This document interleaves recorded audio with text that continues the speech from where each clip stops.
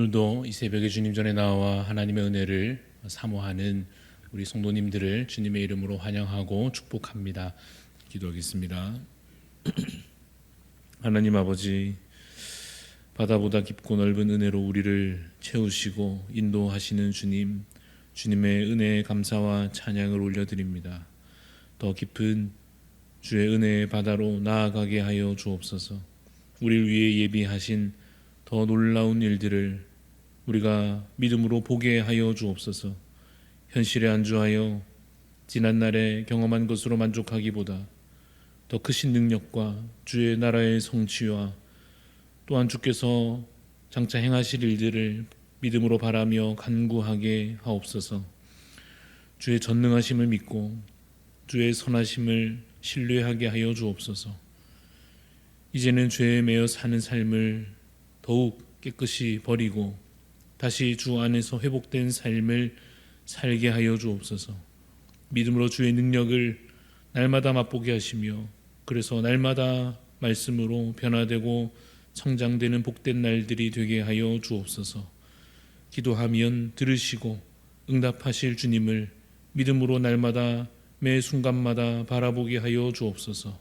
실망하여 넘어져 있는 것을 이제는 뒤로 하고 다시 일어서며 다시 주님의 얼굴을 바라며 다시 주의 손길을 기대함으로 기도하는 가운데 살아계신 하나님을 경험하는 복된 날들이 다시 시작되게 하여 주옵소서. 주님, 우리를 성령으로 충만케 하여 주옵소서. 성령 하나님, 우리 안에 충만히 임재하여 주옵소서. 우리 생각보다 성령님 먼저 행하여 주옵시고 하나님, 우리가 우리의 지혜와 능력으로 할 수 없고 알 수 없는 것들을 성령께서 인도하여 주심으로 말미암아 깨달아가며 또한 행할 수 있는 능력으로 주님, 우리 앞에 놓인 모든 일들 가운데 하나님의 능력을 경험하며 그 능력으로 말미암아 승리하는 복된 날들이 되게 하여 주시옵소서. 주님, 그 성령의 충만함을 사모하는 마음으로 매일매일 말씀을 읽고 묵상하며 기도로 더욱더 주의 뜻을 간구하며 또한 주님 말씀을 행하고자 애쓰며 또한 주님, 우리의 삶에 많은 풍성한 은혜들을 정말로 누리기 위하여 하나님 많은 것들로, 더 많은 것들로 주님 더 깊이 있는 것들로서 하나님 정말로 행하며 더욱더 애쓰게 하여 주셔서 어제보다 오늘이 더 믿음으로 자라게 하여 주시고 또 오늘의 모든 순간들을 통하여 내일은 더 정말 주님 성숙한 그리스도인으로 믿음의 사람들로 서갈 수 있도록 주님 인도하여 주시옵소서. 주님, 오늘도 이 아침에 주님께 더 가까이 나아갑니다. 주님, 우리를 받으시고 우리에게 말씀하여 주옵소서. 우리에게 주여 응답하여 주시옵소서. 감사드리옵고 살아계신 예수 그리스도 이름으로 기도드리옵나이다. 아멘. 오늘 우리에게 주시는 하나님의 말씀은 마태복음 15장 29절부터 39절까지 말씀입니다. 마태복음 15장 29절부터 39절 말씀 한 절씩 교독하여 읽겠습니다.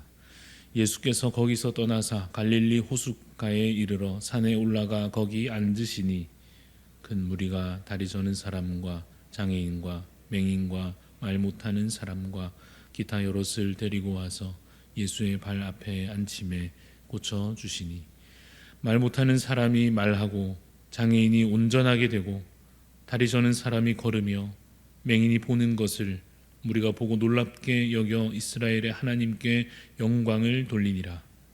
예수께서 제자들을 불러 이르시되 내가 무리를 불쌍히 여기노라. 그들이 나와 함께 있은지 이미 사흘임에 먹을 것이 없도다. 길에서 기진할까 하여 굶겨 보내지 못하겠노라. 제자들이 이르되 광야에 있어 우리가 어디서 이런 무리가 배부를 만큼 떡을 얻으리까? 예수께서 이르시되 너희에게 떡이 몇 개나 있느냐? 이르되 7개와 작은 생선 2마리가 있나이다 하거늘. 예수께서 무리에게 명하사 땅에 앉게 하시고 떡 7개와 그 생선을 가지사 축사하시고 떼어 제자들에게 주시니 제자들이 무리에게 주매 다 배불리 먹고 남은 조각을 7 광주리에 차게 거두었으며 먹은 자는 여자와 어린이 외에 4,000명이었더라. 같이 읽습니다. 예수께서 무리를 흩어 보내시고 배에 오르사 마가단 지경으로 가시니라. 아멘. 네, 오늘 말씀의 제목은 우리를 위해 오신 예수 그리스도입니다. 우리를 위해 오신 예수 그리스도라는 제목으로 말씀을 함께 나누고자 합니다. 오늘 우리가 읽은 본문의 내용은 이렇게 요약할 수 있습니다. 예수님께서 사람들을 고치시고 먹이셨다라고 하는 것입니다. 누굴 고치셨는지 본문에 보니 다리 저는 자도 고치시고 맹인도 고치시고 또 말 못하는 사람도 고치시고 여러 장애와 문제를 가진 자들을 주께서 만나시고 고쳐주셨습니다. 또한 먹이셨는데 어떤 상황인가 다시 보면 광야에서 먹을 것이 없어 보였는데 그 와중에 떡과 생선으로 개수로 따지고 계산해 보면 턱없이 부족한 양이지만 그 떡과 생선으로 수많은 사람들을 먹이셨던 장면이 오늘 본문 가운데 기록되어 있습니다. 우리가 이 본문의 장면들을 보면서 예수님에 대하여 다시 한번 깊이 느끼고 깨달으며 또한 그분을 신뢰하는 믿음에 이를 수 있습니다. 우리가 본문 말씀을 통하여서 예수님에 대해서 알 수 있는 것이 무엇인지 먼저 첫 번째로 보자면 예수님은 우리의 상황을 잘 아신다라고 하는 것입니다. 머리가 너무 똑똑해서 공부를 잘하는 사람의 입장에서는 공부를 잘 못하고 또 힘들어하는 사람의 마음을 잘 이해하지 못할 수도 있습니다. 또 마찬가지로 몸이 너무 건강해서 병원 한번 안 가본 분들은 아파서 힘들어하고 또 체력이 약해서 쉽게 지치곤 하는 사람의 마음과 그 상황을 잘 이해하지 못할 수도 있을 것입니다. 풍족한 시대를 살아가는 이 시대의 아이들은 가난한 시대를 살았던 이전 세대의 삶과 또 그 생각들을 잘 이해하지 못할 수도 있습니다. 그렇게 생각을 해보면 본질상 하나님이신 예수님도 너무 높으시고 또한 너무 온전하시고 본질적으로 너무나도 초월적인 분이셔서 이 땅에 발붙이고 사는 이 우리 연약한 인간의 상황과 우리의 현실을 잘 모르실 수도 있겠다 싶지만 그렇지 않고 예수님은 잘 알고 계십니다. 예수님은 우리의 결핍과 우리가 겪고 있는 문제들과 그래서 우리에게 현재 주어져 있는 이 필요를 잘 알고 계십니다. 오늘 본문에도 32절에 보면 예수님께서 무리를 보시고 불쌍히 여기셨다라고 기록하고 있습니다. 그들에게 먹을 것이 필요한 줄을 예수님께서 정확하게 잘 알고 계십니다. 그런데 알아주신다고만 하면 물론 참 감사하겠습니다만은 우리 입장에서 생각해 보면 아시는 것만으로는 뭔가 충분치 않을 것 같습니다. 그래서 말하자면 예수님은 또한 어떤 분이신가? 예수님은 우리를 외면치 않으신다라고 하는 것입니다. 우리는 알고도 지나치는 때가 사실 많습니다. 다른 사람을 도와주는 일이 선한 일인 줄 알고 또 그것이 그 사람에게 필요한 줄도 우리가 잘 알지만 혹시나 그로 인해서 내 돈과 내 시간과 내 힘이 좀 지나치게 빼앗기게 될까봐 염려하면서 다른 사람의 필요를 사실 알고도 지나칠 때도 있을 것입니다. 그러나 예수님은 우리를 외면치 않으신다 하는 사실입니다. 많은 사람들이 육신의 질병과 결핍과 그런 고통을 안고서 주님께 나아왔을 때에 주께서 그들을 외면치 않으셨습니다. 굶주려서 힘든 자들을 그 형편과 상황을 아시고 그래서 모른 척하지 않으시고 그들의 필요를 우리 주님께서 채워주셨습니다. 오늘도 주님은 우리를 외면치 않으십니다. 그런데 질문이 남아 있습니다. 목사님, 그런데 그럼 왜 아직도 응답이 없습니까? 주님이 우리를 외면치 않으신다면 왜 아직도 뭔가 말씀도 없으시고 해결도 안 해주시고 이렇게 그냥 시간만 가고 있습니까? 라고 물으신다면 그에 대한 시원한 답을 드리기는 어렵지만 그 상황 속에서도 믿음을 잃어버려서는 안 됩니다. 주님은 우리를 결코 외면하지 않으십니다. 우리가 그것을 확신하는 것은, 주께서 우리를 외면치 않으신다는 것을 우리가 확신하는 것은 다른 사람들의 간증이나 혹은 내 경험에 의한 것이 아닙니다. 진리요, 변함없는 이 말씀을 의지하여 이 말씀을 근거로 삼고서 우리가 그것을 확신할 수 있습니다. 이사야 41장 10절 말씀을 제가 읽어드립니다. 두려워하지 말라, 내가 너와 함께함이라. 놀라지 말라, 나는 내 하나님이 됨이라. 내가 너를 굳세게 하리라. 참으로 너를 도와주리라. 참으로 나의 의로운 오른손으로 너를 붙들리라 하십니다. 한 가지 구절을 더 읽어드리면 이사야 49장에는 이렇게 기록합니다. 여인이 어찌 그 젖먹는 자식을 잊겠으며 자기 태에서 난 아들을 긍휼히 여기지 않겠느냐. 그들은 혹시 잊을지라도 나는 너를 잊지 아니할 것이라. 내가 너를 내 손바닥에 새겼고 너의 성벽이 항상 내 앞에 있나니 라고 하나님께서 우리를 향하여 말씀하고 계십니다. 주께서 우리를 잘 아시고 우리를 결코 외면하지 않으신다 하는 이 중요한 사실과 더불어 또 하나 기억해야 할 것이 있습니다. 그것은 바로 우리 주님은 능력이 크시다 하는 것입니다. 우리는 우리 능력 안에 있는 일에 대해서는 사실 크게 염려하지 않습니다. 예를 들어 감기 정도는 몸이 잘 이겨낼 것이라 생각하기 때문에 감기에 걸렸다고 해서 크게 두려워하거나 낙심하거나 염려하거나 보통 그렇지는 않을 것입니다. 그러나 우리가 가끔은 예상하지 못하게 우리 능력 밖의 일들을 만나기도 합니다. 내 능력 밖에 있는 일을 만날 때에는 그것이 참 두렵게 다가오는 것 같습니다. 나뿐만 아니라 다른 사람도 도와줄 수 없고 병원에 가도 잘 해결되지 않는 그러한 큰 일을 만나곤 하면 의지할 곳이 없다고 느껴져서 우리의 마음이 무너지는 것을 경험하게 될 것입니다. 그러나 우리는 오늘 이 말씀을 통하여서 다시 새기고 기억해야 할 것입니다. 우리 주님은 능력이 크시다는 사실입니다. 당시에 장애를 가진 사람들은 당시의 의술로는 쉽게 고침받지 못했을 것입니다. 회복을 기대하기 어려운 상황이었을 것입니다. 그러나 예수님은 그들을 깨끗하게 고쳐주셨습니다. 또 하나 4,000명이 여러분 어떻게 다 배불리 먹겠습니까? 아쉽지만 포기할 일이지요. 그렇게 생각이 드는데 주님은 능히 그 일을 행하여 주신 것입니다. 우리 주님은 능력의 하나님이십니다.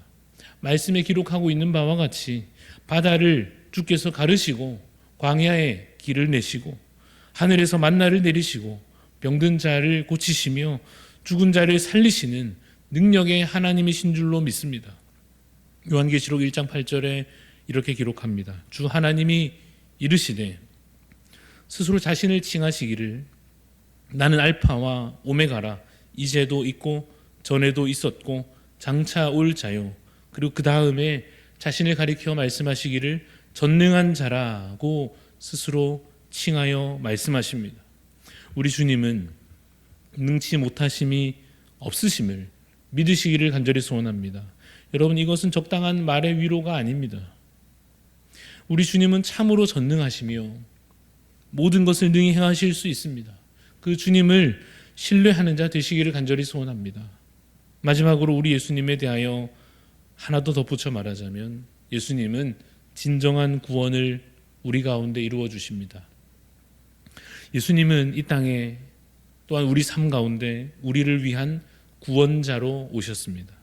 그래서 병도 고쳐주셨고 굶주린 자를 먹여주시기도 하였습니다. 그러나 그것이 구원의 본질이 아니다라고 하는 것을 우리는 잘 알고 있습니다. 다시 말하여서 더 좋은 것이 남아 있습니다.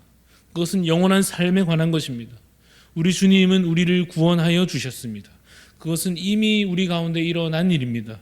우리는 오늘을 염려하고 내일을 염려하며 곧 다가올 일들을 두려워하지만 사실 우리를 위한 진정한 구원은 이미 이루어진 일이요, 이미 우리가 누리는 바요, 또한 이것은 결코 빼앗기지 않는 것입니다. 그러한 믿음을 가진 우리에게 영원한 삶에 대한 약속이 있습니다. 우리가 얻은 구원으로 말미암아 우리는 결코 실패하지 않고 반드시 그 영원한 나라에 이르게 될 것입니다. 그 날에는 오늘 우리 앞에 놓여져 있는 이 모든 문제들이 다 사라지고 다 해결되어 있는 줄로 믿습니다.